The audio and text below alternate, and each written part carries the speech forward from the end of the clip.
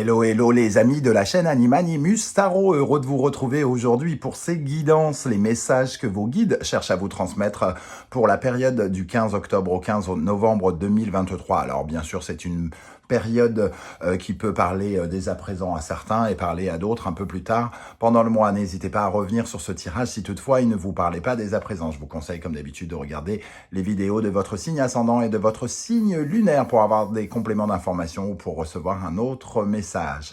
Dans la barre d'infos, vous le savez, vous trouverez des informations si vous souhaitez, mon email notamment, si vous souhaitez avoir des renseignements pour les tirages personnalisés. Vous trouverez également différents liens qui vous mèneront vers les guidances que j'ai effectuées pour votre signe récemment, comme par exemple quelle est la bonne surprise qui vous attend au mois de novembre, et également la guidance générale du mois de novembre qui est à votre disposition depuis quelques jours.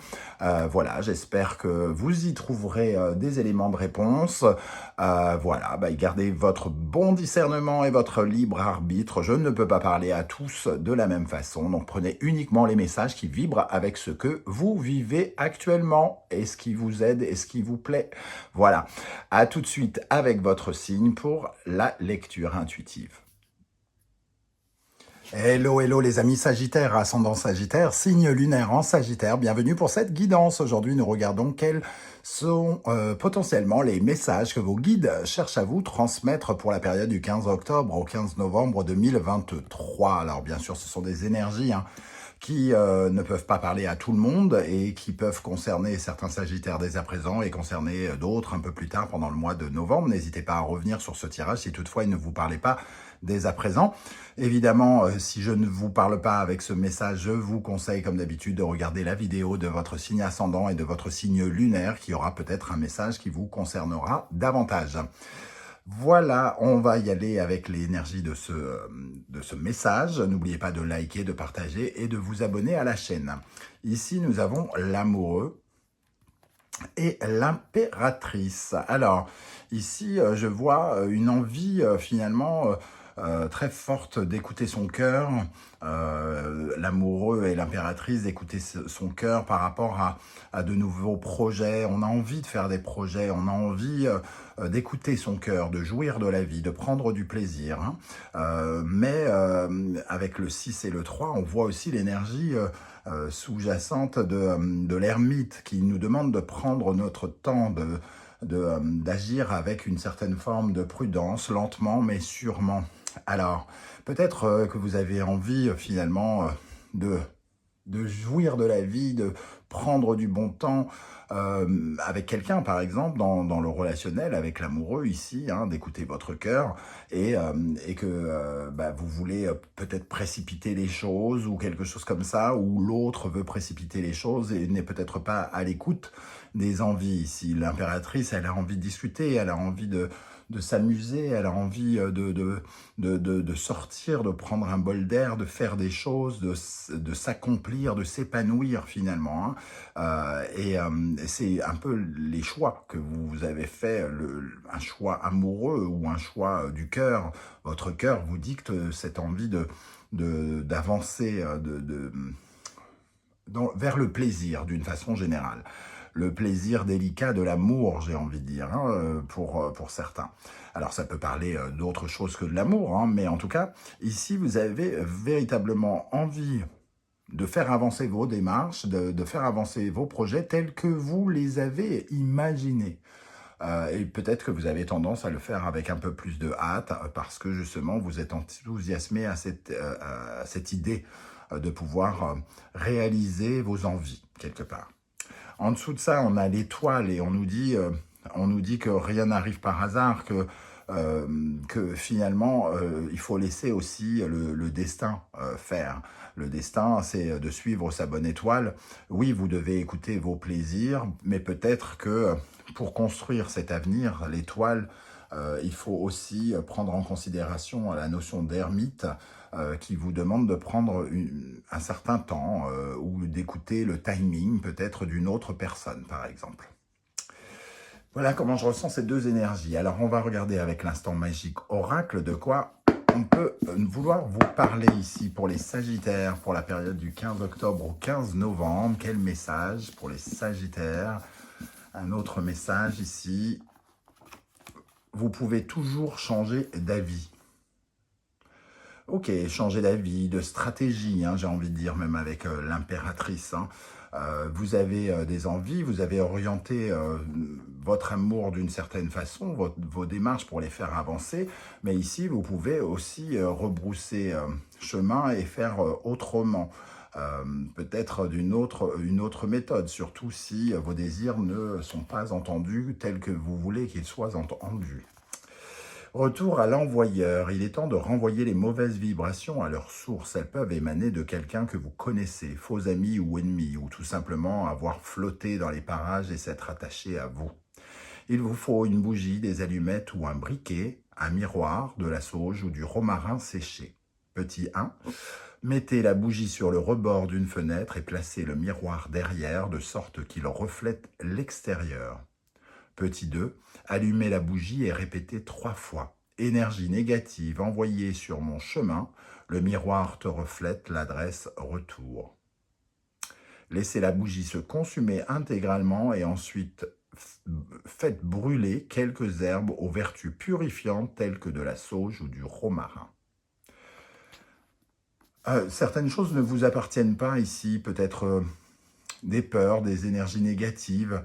Vous avez envie, en tant que Sagittaire, d'avoir la foi, d'être positif, d'être optimiste, et peut-être que vous vous accaparez des énergies négatives, des choses qui ne respectent pas vos besoins ici, hein, et on vous dit de savoir vous écouter quand même, de ne pas mettre comment dire, une barrière à vos besoins et vos envies, quitte à orienter vos démarches peut-être d'une façon un petit peu différente, avec plus de douceur, de tendresse, une énergie plus féminine, peut-être moins faire du forcing si ça vous parle par exemple.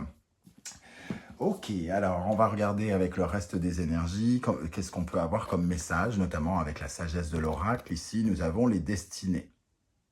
Les destinées qui rappellent l'étoile ici. Hein. On nous parle ici de prendre conscience, d'accepter qu'il y ait des choses qu'on ne peut pas changer et savoir exactement quelles sont ces choses. Il vous faut peut-être accepter que les désirs des autres, par exemple, ne soient pas équivalents aux vôtres. Il vous faut malgré tout prendre du plaisir, vous. Il ne faut pas que ça soit frustrant.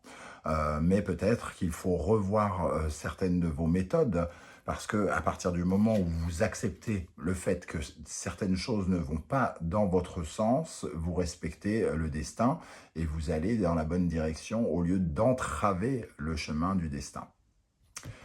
C'est vraiment cette notion-là dont nous parle le destin. Avec l'oracle des miroirs, nous avons l'énergie de la joie, du compromis et du temps. Bon, on retrouve la notion de temps, on retrouve la notion de compromis. Je vous ai parlé d'être peut-être plus à l'écoute de quelqu'un ou d'une situation ici. Hein. Peut-être que vous respirez la joie, que quelque chose vous rend heureux personnellement, mais que cela demande de faire certains compromis, des compromis liés à cette notion de temps. On aura peut-être ce que l'on veut, mais plus tard.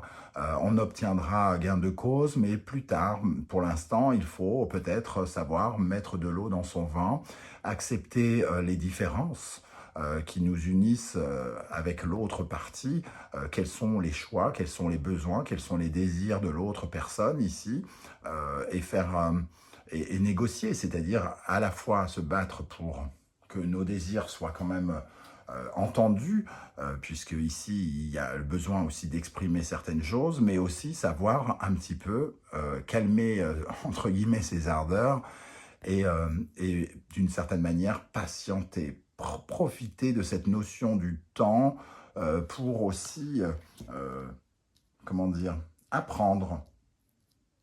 L'impératrice, elle nourrit ses projets quelque part, elle leur donne des choses à se mettre sous la dent concrètement. C'est un peu... la papesse, c'est celle qui couve, et l'impératrice, c'est celle qui donne la béquée, c'est celle qui éduque, c'est celle qui apprend. ici. Donc il y a peut-être des choses à apprendre sur les choix qui sont faits relationnels ici. Et apprendre que le temps peut aussi être important dans cette relation. Quelles sont les énergies qui vous aident et sur lesquelles vous pouvez vous appuyer pour vous épanouir actuellement? Alors, avec le tarot des passages, nous avons ici le roi de bâton. Le roi de bâton, il est très en phase avec ses besoins, avec ses actions, avec ce qu'il veut mettre en place, hein. Le roi de bâton, c'est celui qui est entreprenant, qui est visionnaire, qui sait où il veut aller et qui finalement est assez intrépide. Alors, il canalise son énergie. Il est capable de canaliser son énergie. Il a les bonnes actions, entre guillemets, les bons mouvements au bon moment. Il sait utiliser parfaitement ses désirs, ses envies. Peut-être que justement, on vous invite ici à être maître de vos envies, de vos besoins, de ne pas les laisser s'emparer de vous, de telle sorte qu'ils puissent par exemple vous frustrer ou qu'ils puissent créer une sorte de surenthousiasme qui peut peut-être effrayer quelqu'un en face. Et avec ça, nous avons l'indécision avec l'énergie de Vénus et de Balance. Alors pour moi, ces énergies, moi je n'appellerais pas ça l'indécision personnellement, parce que Vénus c'est l'amour, la Balance c'est l'harmonie, c'est une quête d'harmonie ici, hein. C'est respecter aussi les choix dans ce cas-là, si on va dans le sens du choix, ici il y a quelque chose de l'ordre de la médiation. On parlait ici du compromis. On peut tout à fait être en phase avec ses envies, sans se sentir frustré, mais savoir aussi quand même être dans le partage, à l'écoute de l'autre, être dans une certaine forme d'harmonie. Ici, avec Vénus et la Balance, c'est vraiment l'amour délicat, l'amour beau, ce qu'il a de plus, entre guillemets, puissant. C'est-à-dire, vraiment, c'est le secteur de la Balance, hein, Vénus. Donc ici, on parle d'une collaboration harmonieuse ensemble, aller dans le même sens ensemble, accorder beaucoup d'importance à tout ce qui nous entoure. Voilà, hein, donc il y a ici une combinaison du bonheur dans l'harmonie. C'est ça qui vous aide. Qu'est-ce qui, au contraire, doit être dépassé ou réharmonisé pour vous épanouir? Nous avons le valet de bâton.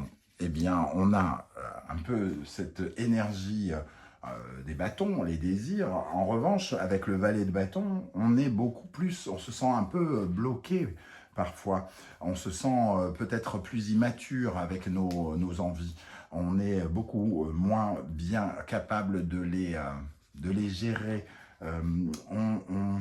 Comment dire, d'une certaine manière, on est moins... on manque d'ancrage, certainement, et on dirige parfois ces énergies un peu n'importe comment, n'importe où, au lieu de les diriger véritablement vers ses envies. Donc on a peut-être tendance à avoir des attitudes, des mouvements qu'on jugera un peu éparses. On défendra mal, entre guillemets, ses envies parce que on aura tendance à les faire de façon plus exaltée et moins contrôlée, moins de contrôle, entre guillemets. Avec ça, nous avons l'énergie du compagnonnage, ici la lune avec la balance. Alors ici, on a l'harmonie du balance, et la lune ici, c'est plutôt ce qui crée justement des zones d'ombre, l'inconnu, le côté émotionnel, les autres, et tout le côté qui désharmonise justement, hein, finalement, le lien que l'on peut créer avec l'autre. La lune, elle apporte finalement quelque chose de très intime, mais elle va à contrario de l'autre, hein, quelque part. Ici, ça nous parle, oui, de notre sociabilité, mais aussi du risque peut-être d'être un petit peu égoïste, parce que finalement, la Lune, c'est nous, notre intimité, nous-mêmes, notre ressort émotionnel, et il est moins dans le partage. Donc on peut être considéré comme égoïste parce que justement, on a une façon de vouloir amener nos envies, nos besoins ici, et peut-être de les imposer au lieu d'être dans le contrôle. On peut vous reprocher, par exemple, dans une relation, de vouloir trop imposer ou d'avoir envie de trop de choses et de ne pas laisser le temps d'avoir envie aussi, quelque part, ce genre de choses. Comme si on nous disait, l'offre et la demande, si tu es toujours en train d'offrir, j'ai pas le temps de demander. Il peut y avoir cette notion-là qui intervient dans votre vie relationnelle ou amoureuse. Quel est l'animal totem qui vous aidera, vous accompagnera pendant cette période? L'œuf d'or. Bon, on est un peu dans cette énergie de l'impératrice, quelque part, et un petit peu dans la papesse. L'œuf d'or, c'est le chakra du cœur, justement. Hein, c'est le 4e chakra du plexus solaire, pardon. Non, le chakra du cœur, je dis n'importe quoi. Et ici, on nous parle de couver cet œuf, de prendre soin, de réchauffer, d'apporter toute la délicatesse que peut apporter ce nid douillet pour laisser éclore quelque chose qui peut être magnifique. Mais comme tout œuf, il mérite une attention tout à fait particulière, délicate, une surveillance, et aussi une certaine forme de temps pour lui laisser sortir de sa coquille, entre guillemets, et voir naître quelque chose de nouveau. Donc il y a une phase quand même ici où il est question de prendre soin de ses envies, ses besoins, en faisant attention à l'autre, en n'imposant pas, je ne sais pas, sa joie, en n'imposant pas son besoin de bonheur et de joie. Peut-être d'être un peu patient, hein, l'énergie qui pourrait être un peu présente de façon cachée ici. Quel conseil l'univers souhaite-t-il vous transmettre ici avec le tarot Symbolon? Gémeaux, Mercure, Scorpion, Pluton. On nous parle ici de la communication, de changer peut-être votre mode de communication, d'être moins, ou alors de faire attention à, c'est-à-dire que ça peut être l'autre, hein, vous qui a des envies et vous qui ne pouvez y répondre d'une manière ou d'une autre. Ici, on vous invite à vous méfier de ce mot qui pourrait être la manipulation, jouer de ses charmes pour obtenir ce qu'on veut. Ici, il est question d'hypnotiser quelqu'un, d'être hypnotisé. Il faut travailler cette notion d'être hypnotisé qui représente d'une certaine manière une certaine forme de manipulation.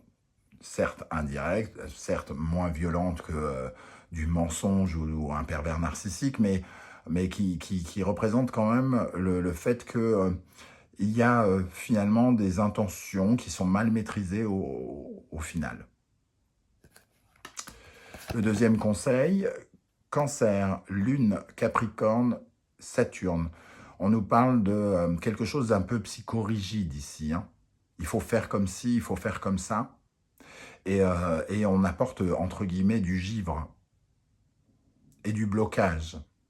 Cette façon de ne pas vouloir sortir d'une case, de vouloir que tout soit structurellement très clac, clac, clac, très droit, peut être problématique dans la situation dans laquelle vous êtes, et on vous invite à réchauffer l'atmosphère, couver, plutôt que de créer des blocages. Des blocages parce qu'il y a beaucoup d'inquiétude, il y a peut-être une certaine forme de tristesse, de mélancolie ici. Peut-être parce que vous n'avez pas le sentiment d'obtenir exactement ce que vous voulez. Peut-être parce que vous pensez que le temps est précieux aussi. mais on vous invite à peut-être revoir certaines structures, peut-être un peu trop figées, trop gelées. Ou alors vous avez affaire à quelqu'un qui est coincé pour une raison X ou Y qui ne va pas dans votre sens. J'ai l'exemple, par exemple, de quelqu'un qui n'a pas la même vie que vous et qui ne peut pas aller à la même vitesse que vous et à qui vous en demandez peut-être trop, quelque part. Parce que, justement, vous lui demandez d'avoir quelque chose de structuré, d'avoir une intimité, des peurs, d'éliminer des peurs que vous ne pouvez pas connaître parce qu'elle ne vit pas la même chose. Le troisième conseil, Vierge, Mercure, Scorpion, Pluton. On nous parle de la routine, de la vie quotidienne ici. Une vie quotidienne qui n'est pas totalement épanouissante pour une raison X ou Y. En tout cas, il y a une certaine forme de frustration. Ici, on sent de l'autoflagellation. Il y a une certaine forme de routine qui est douloureuse peut-être pour certains d'entre vous. Une routine qui ne vous convient pas. Vous avez envie d'un bol d'air, de vivre des choses. Et ici, il y a quelque chose qui vous ralentit. Alors, soit, évidemment, vous travaillez sur ce côté, j'ai de l'exigence, j'ai besoin de quelque chose et je le ressens comme une douleur, hein, et vous en faites, au contraire, quelque chose de plus épanouissant, comme si vous couviez cet œuf, ou alors, au contraire, vous prenez des décisions qui vont dans le sens de « j'arrête la douleur, quoi qu'il arrive ». Je ne dois pas avoir l'impression de me faire du mal toute seule ou tout seul. On va terminer avec l'oracle des portes de l'intuition. Quels sont les messages pour les Sagittaires pour la période du 15 octobre au 15 novembre? La méditation, détachez-vous de vos préoccupations habituelles nourries par votre ego, vos envies, moi, je. Alors c'est vous ou la personne en face, hein, mais il faut une certaine forme de relâchement par rapport à ça. Surtout si on parle d'une relation, vous êtes deux, et l'autre personne a d'autres préoccupations, d'autres façons d'imaginer les choses. Et il faut trouver des compromis. Ou alors prendre des décisions qui vont dans ce sens. C'est-à-dire, si c'est trop douloureux pour vous, peut-être que ça ne mérite pas que vous y portiez plus d'attention. La clé, tout peut arriver dès que vous êtes conscient de votre potentialité. Des solutions peuvent arriver, mais il faut que vous ayez conscience que vous êtes capable d'attirer ces solutions. Et que la patience, avoir de la patience, par exemple, c'est d'être sûr au fond de soi que si on est patient, on obtiendra ce qu'on veut parce qu'on sait qu'on croit en nous. En revanche, quand la patience est basée sur le manque de confiance en soi, la patience est dégradante. Si vous êtes conscient de votre potentiel, vous trouverez la solution.